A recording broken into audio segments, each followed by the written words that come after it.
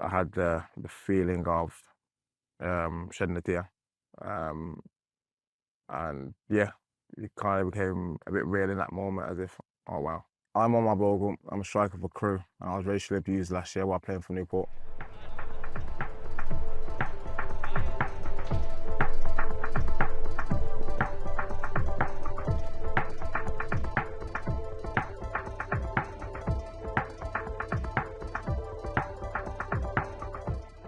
I won the first penalty, so again, it's just, I've got a penalty again. I mean, I've done it many times, so that was fine. Then obviously the jeering, that's what it is. Obviously that's normal.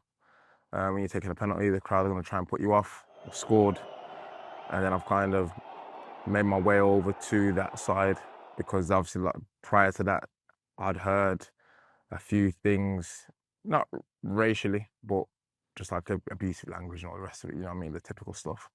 So I've kind of made my way towards there. Then seen a lot of them. Obviously, there was quite a few of them like flocking towards like the barricade um, at the side. So yeah, I just seen one or two of my teammates kind of just get a bit hysterical, and then that's when I caught the back end of what that guy was doing. And like I said, it seemed like it is literally like a split second, a second or two. His actions, what he's doing, but at the time, it was as if like it kind of slowed down because I didn't initially see it, but then I caught the back end of it, and then yeah, like a kind of melee just kind of came out. The grief I was getting, it was like it didn't really make any sense. Obviously, but for Newport at the time, I was the most important player or the best player, most influential, whatever people want to say. But obviously, all the kind of bad energy and the abuse and swearing and jeering and stuff like that, it was all geared towards me.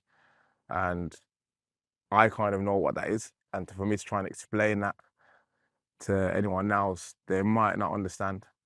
And obviously, respectfully, unless you look like me, then you might be able to resonate with it. But I kind of know that that's not just a case of they're trying to put me off my game. There's more behind that. When me and Captain Ryan Delaney, we went over to the ref and then we were talking, and that's kind of when it clicked to like that's actually happened. And then even more so when a few of their players were asking me if I was okay and asking if I was all right. So obviously it wasn't new to some of the players there. They've obviously experienced it before with themselves or opposition. And that's when it kind of clicked like, oh, that's crazy what's just happened, do you know what I mean? The ref at the time, he was brilliant. He called me over. Like I said, he was speaking to me and he asked me what happened. And yeah, he was just like proper reassuring and stuff. I remember we got the second penalty and he just said to me before I took it, he just said, just be careful what you do in terms of my celebration and my reaction. And he didn't say it in a bad way. He was just a kind of, so things don't get crazy. And I think more so for me, because I don't think he knew what my mind state was at that time. I'm on the coach and obviously everyone's doing what they're doing. And I was just sitting down on my phone. I had the feeling of shedding a tear. Um, and yeah, it kind of became a bit real in that moment as if, oh wow.